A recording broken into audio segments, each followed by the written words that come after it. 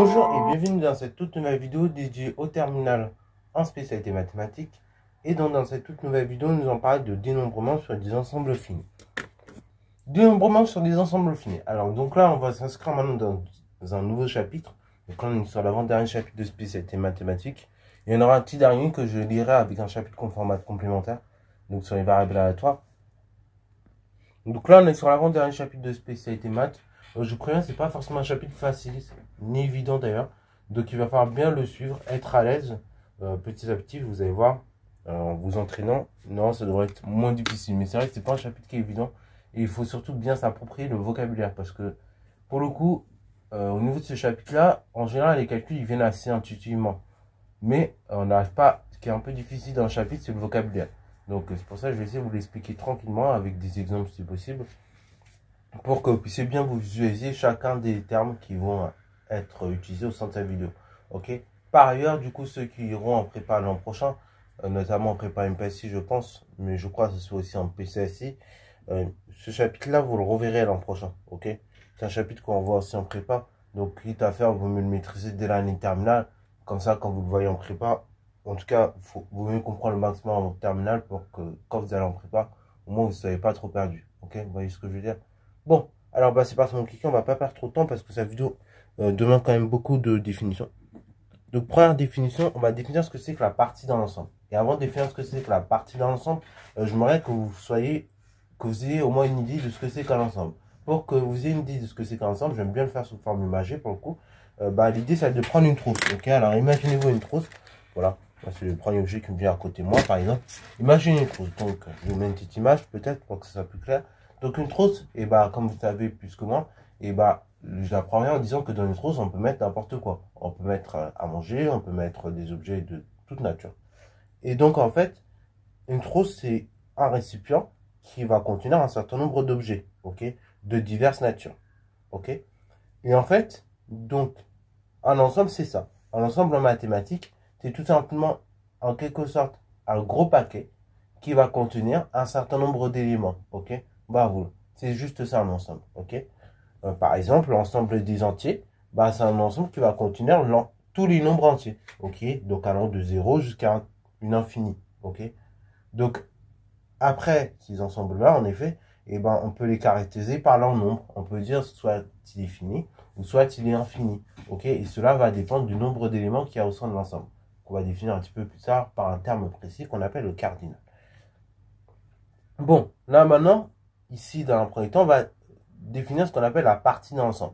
La partie dans l'ensemble, ça va être tout simplement, en gros, ce qu'on appelle des sous-ensembles aussi, ok. Un sous-ensemble ou une partie d'un ensemble, ça va être tout simplement un ensemble qui va être inclus dans un autre, ok.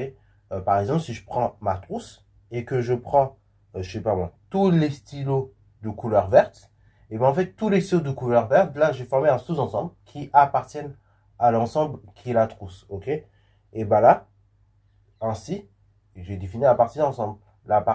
Ici, l'ensemble de tous les stylos verts qui sont au sein de ma trousse, et comme tous ces stylos verts, ils sont inclus eux-mêmes dans la trousse, et dans ce cas-là, on dit que l'ensemble des stylos verts est inclus à la trousse, ok. Et on dit que l'ensemble des stylos verts est une partie de l'ensemble de la trousse, ou aussi un sous-ensemble de la trousse. Bon, concrètement, si j'ai fait un peu plus mathématique, donc on va prendre E et F, deux ensembles. Ok, je vais vous faire un petit dessin en même temps que je parle.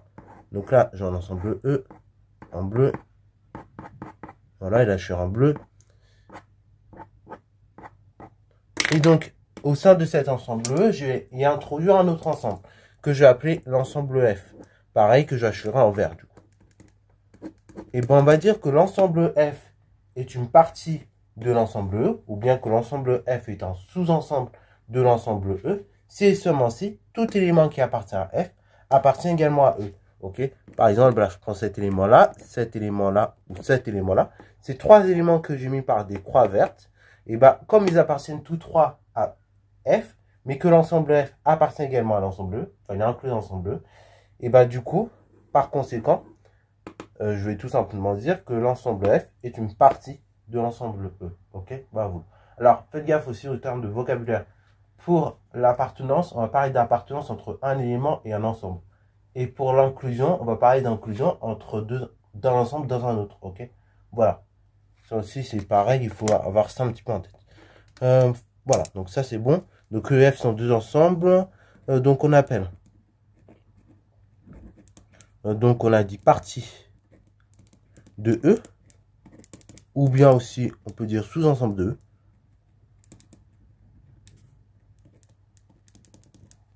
E. Tout élément.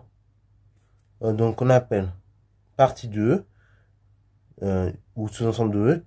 Tout ensemble. F inclus dans E. Et ainsi, du coup, tout ensemble F qui est inclus dans E, et ben ça, c'est une sous-partie, c'est un sous-ensemble de E. Ou bien une partie de E. Ok? Autrement dit, bah, quand vous parlez de sous-ensemble, vous avez deux ou trois choses qui sont vérifiées. Premier élément, et bah, comme j'ai dit, tout élément qui appartient à F, il va forcément appartenir à E. L'ensemble des parties de F, et bah, enfin, les parties de F plutôt, appartiennent à l'ensemble E. Et enfin, donc, bah, vous avez inclusion des deux ensembles. Ok? Donc, on va le mettre autrement dit. Et bah, partie de F est inclus dans. Non, appartient plutôt à l'ensemble E. Donc là, ce sont les parties de F, ça se note. On peut dire que l'ensemble F inclut, comme ceci, dans l'ensemble E. Et après, bah, c'est déjà pas mal, ok? Et on peut dire que tout élément appartenant à F, et bah, du coup, appartient à E, ok? Bon, du coup, ça, c'est pour la première définition de sous-ensemble. Alors, bah, ça marche également, par exemple, entre des objets, mais géométriques, ok? Entre un plan et une droite, ok?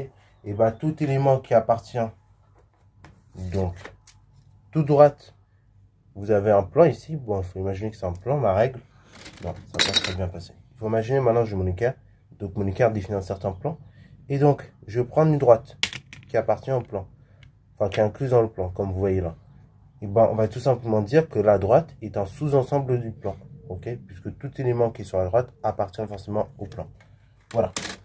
Et ça marche également avec des ensembles de nombres. Ok? Ensemble de nombres, bah, par exemple, l'ensemble des nombres rationnels, on peut dire que ce sont des réels.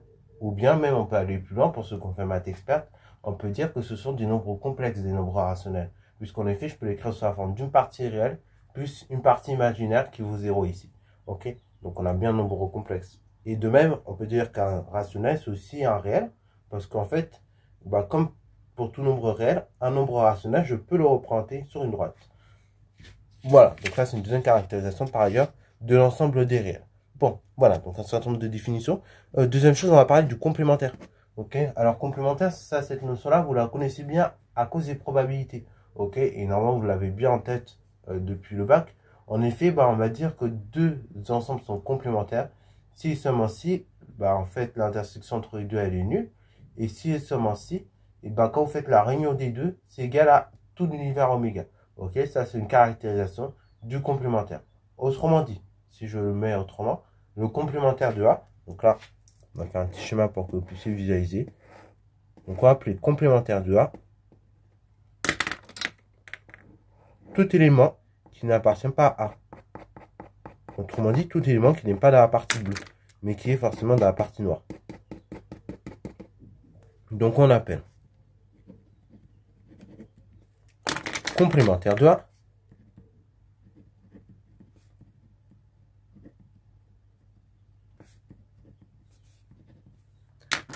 tout élément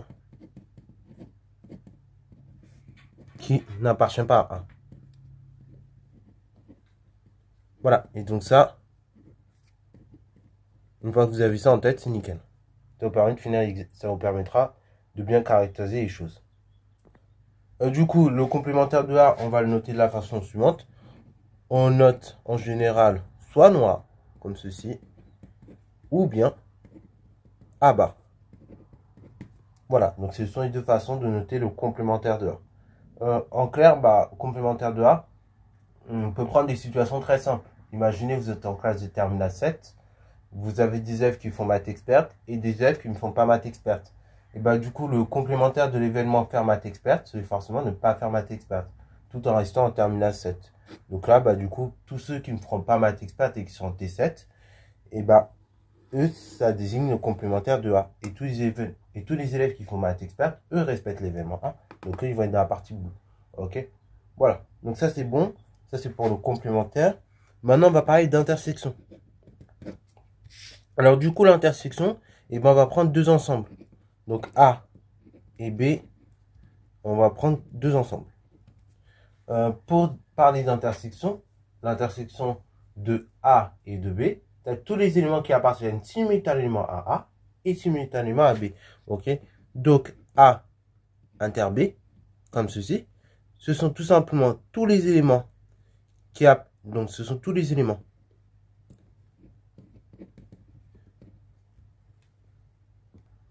donc, du coup, A inter B, ce sont tous les éléments qui appartiennent à la fois à A et à B. Et là, du coup, le et, il est très important ici. Le et, c'est-à-dire qu'il faut que les deux se réalisent en même temps. Donc là, par exemple, je vais prendre deux ensemble. J'ai A qui est là, et j'ai B qui va être en vert. Donc là, il faut que vous arriviez à repérer très facilement ce petit schéma-là qui est ici, là, même si c'est mal dessiné, A inter B. Et bien, A inter B, ce sont tous les éléments qui appartiennent à la fois à A, donc en bleu, et à la fois à ce qui est en vert. Donc là, c'est l'ensemble que je vais assurer en violet. Donc ça, c'est A inter B. Ok, donc ça, c'est tout simplement pour opérer A inter B. Donc, ce sont tous les éléments qui appartiennent à A et à B. Concrètement, par exemple, on va prendre deux ensembles. Je vais prendre l'ensemble des élèves de la terminale 7 et je vais prendre l'ensemble des élèves qui font allemand dans le lycée. On va dire, donc ce sont les terminales 5, 6 et 7. Bon, bien qu'ici, dans mon cas, il y en avait plus, mais on va admettre que ça représente ces ensembles-là. Bon, bah du coup, si je veux tous les élèves qui sont à la fois en T7 et qui font allemand, et ben je vais prendre cet ensemble. Donc par exemple, dans les élèves qui font allemand, et ben on va dire que, je sais pas moi, vous en avez 30. Dans les élèves qui sont en T7, vous en avez tout simplement également 30. Et parmi ces élèves de T7, vous en avez 12 qui font allemand. Et ben du coup, je vais prendre ces 12-là. Ces 12 qui sont à la fois en T7 et qui font allemand. Et donc ça va désigner A inter B. Alors du coup, ça c'est A inter B. Et là, je vais vous représenter sur un schéma. Mais A union B, au contraire, ce sont tous les éléments qui appartiennent à A, à B ou aux deux.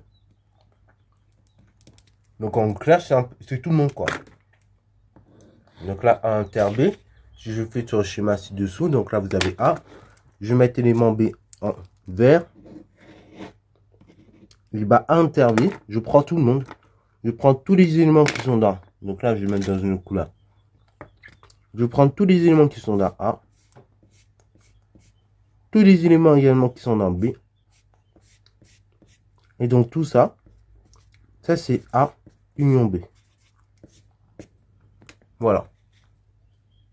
Alors, petite remarque que je vais souligner, qui nous sera utile par la suite, c'est que tout simplement, la réunion est inclusive. Ok, la réunion inclut aussi bien les éléments de A, les éléments de B, mais également l'intersection des deux.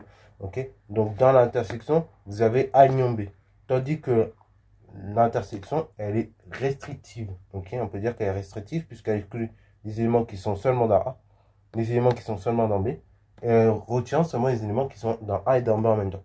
Ok. Bon, du coup ça c'est bon. On a fini par les définitions théoriques de certains ensembles. Maintenant, eh ben, on va parler de cardinal. Ok. Alors le cardinal, ça c'est un terme aussi qui m'avait choqué la première fois que j'avais entendu ça. Mais en fait, c'est pas très compliqué. Parce qu'en effet, comme je l'ai dit, on va reprendre l'exemple de la trousse que j'avais amorcé en début de vidéo. Au début de vidéo, donc j'avais dit, imaginez donc que la trousse, on l'assimile à un ensemble. Ok. Un ensemble donc qui va contenir un certain nombre d'éléments, d'objets un petit peu en diverses quantités. Et bah, justement, le nombre d'éléments qu'il y a au sein de la trousse, ça, je vais l'appeler cardinal. Ok, ça va être le cardinal de l'ensemble trousse. Et bah, pareil, le cardinal d'un ensemble, c'est tout simplement le nombre d'éléments qu'il y a au sein de l'ensemble. Ok, donc on appelle cardinal de E, où E est un ensemble, le nombre d'éléments que contient E.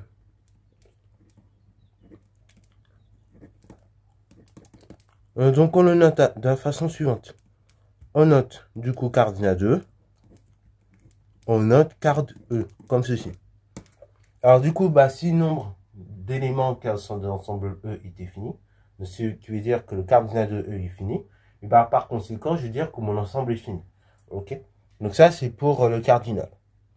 Donc ici, quand je dis qu'on va dénombrer sur des ensembles finis, ça veut donc dire qu'on va dénombrer sur des ensembles possédant un nombre fini d'éléments.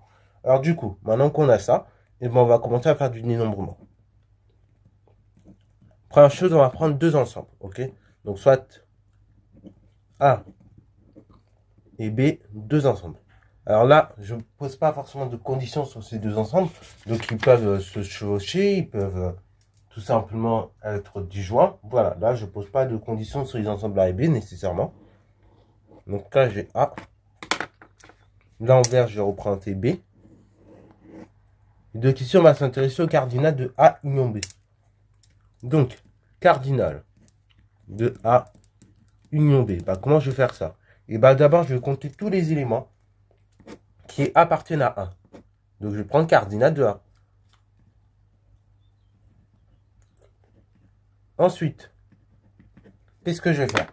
Deuxième étape, je vais compter tous les ensembles qui sont dans B. Alors, j'exagère un peu le geste, mais vous allez comprendre tout de suite pourquoi. Donc, plus cardinal de B. Sauf que là, comme je l'ai dit, j'exagère le geste. Normalement, vous avez dû voir une chose, si vous avez bien observé mon geste. Si vous avez bien observé mon geste, normalement, vous avez vu que je suis passé deux fois dans la même zone. Ok? Je suis passé deux fois dans cette zone-là. Donc, du coup, ça veut dire que je compte plus d'éléments qu'il y en a en réalité. Ok? Donc, ce qu'on va faire, on va enlever une fois cette partie-là. Cette partie-là, ce sont tous les ensembles qui appartiennent à la fois à A et à B. En fait, je suis passé deux fois ici, ok? Quand j'ai pris tous les éléments de A. Ensuite, la deuxième fois, quand j'ai pris tous les éléments de B. Et donc là, cet élément-là, j'ai compté deux fois. Donc, pour le compter qu'une seule fois, j'ai enlevé une seule fois cardinal de l'intersection. Donc, cardinal de A inter B. Ok? Donc, cardinal de A union B, c'est cardinal de A plus cardinal de B moins cardinal de l'intersection. Alors, cette formule, on la connaissait déjà sans le savoir, mais avec des probabilités. Probabilité de A union B, on disait que c'était probabilité de A plus probabilité de B moins probabilité de l'intersection. Ok? Bon, là, c'est la même chose, mais avec des cardinals. Deuxième chose, on va s'intéresser au cardinal, mais cette fois-ci, avec des événements, comment dire, des événements qui forment une partition et qui sont disjoints surtout. Ok? Bravo. Du coup, on va prendre deux ensembles, A et B qui forment une partition, donc, et qui sont disjoints. Donc, soit A et B, deux ensembles disjoints, et qui forment une partition.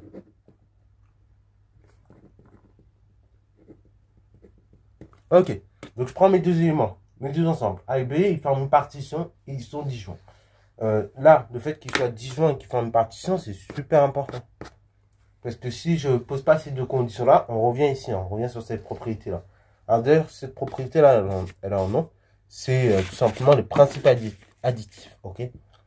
C'est ainsi qu'on l'énonce. Donc du coup, on va dire la chose suivante. Bon, du coup, si je veux le cardinal de l'intersection, il y a deux lignes. Je vais dire que cardinal de A union B, c'est égal à cardinal de A plus cardinal de B. Normalement, quand je vais faire ça, il me faut le cardinal d'intersection A inter B. Sauf qu'en fait, mes deux ensembles A et B, je dis, ils sont disjoints et ils forment une partition. Disjoint, ça signifie que tout simplement l'intersection d'une, elle est vide. Et de deux, comme ça forme une partition de l'univers, et en fait, ça, cardinal de A union B, quand je cherche à calculer ça, donc là, vous avez A, là, vous avez B. Et donc, comme ça forme une partition de plus de l'univers, et en fait, la cardinal de A union B, ça va me donner aussi cardinal de oméga. Donc ça, c'est cardinal de oméga, qui est égal à card de A plus card de B. Ça, c'est si j'ai une partition. Si on enlève la condition qu'on ait une partition, et bah, je vais tout simplement avoir cardinal de A moins B qui est égal à cardinal de A plus cardinal de B. Mais après, du coup, si A et B forment une partition en plus d'être disjoint, et bah là, ça nous donne cette formule-là. Ok? Voilà. Donc là, c'est si A et B disjoint seulement. Et ça, du coup, c'est si A et B forment une partition. Forcément, quand on forme une partition, bah, vous êtes forcément disjoint aussi. Hein. Voilà. Bon, donc là, on a fait le principe additif. Maintenant, on va parler du principe multiplicatif. Là, c'est un petit peu plus particulier ici, dans le cadre des ensembles. Donc, du coup, propriété.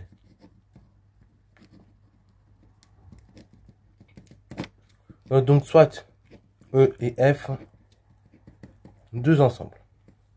On va dire, donc, le produit cartésien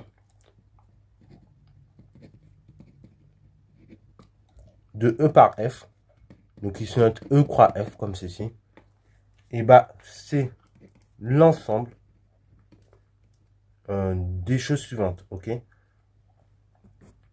Du coup, quand vous allez faire le produit cartésien suivant, E croix F, et bah, cet ensemble des couples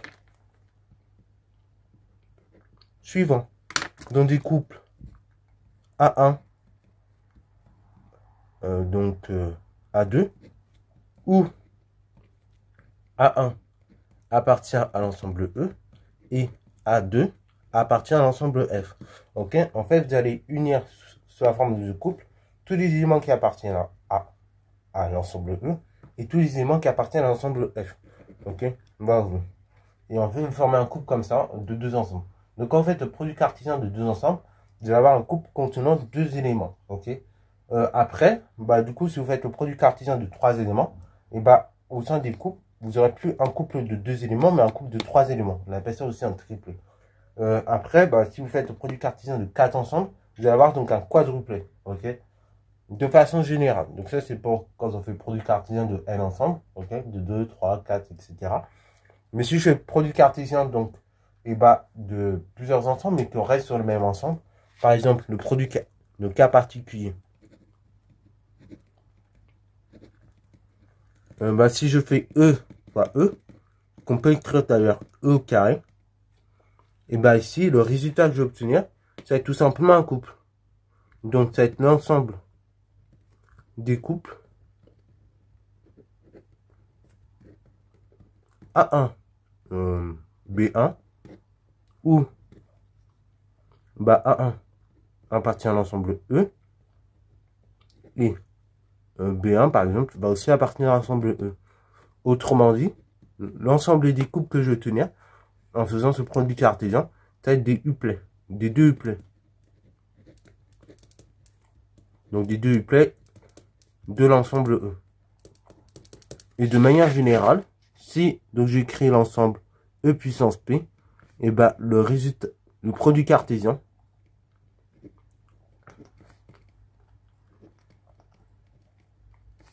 désigne la chose suivante, tu as désigné des peu uplets de l'ensemble E. Ok, voilà. Une chose ici à ajouter, quand vous faites des produits cartésiens avec des p-listes ou p-uplets, parce qu'on appelle là GX c'était des p-uplets, par exemple produit cartésien donc E puissance P, mais en fait on peut aussi appeler ça des p-listes. Et ben quand vous faites des listes ou des uplets, tout simplement ici l'ordre il va compter, ok, voilà. Par exemple si vous mettez 1, 2 dans le couple ou 2, 1, ce ne sera pas le même couple, ce sera deux couples distincts. Et de plus, non seulement l'ordre il va compter, mais en plus on peut faire des répétitions. Ok, par exemple le couple 1, 1, il est totalement possible de répéter les mêmes valeurs. Ok, ce couple il peut être répété P fois. Bravo. Donc c'est tout pour cette vidéo là qui je sais assez lourd en termes de vocabulaire. Donc j'espère que ça vous a plu. Comme d'habitude, n'hésitez pas à partager.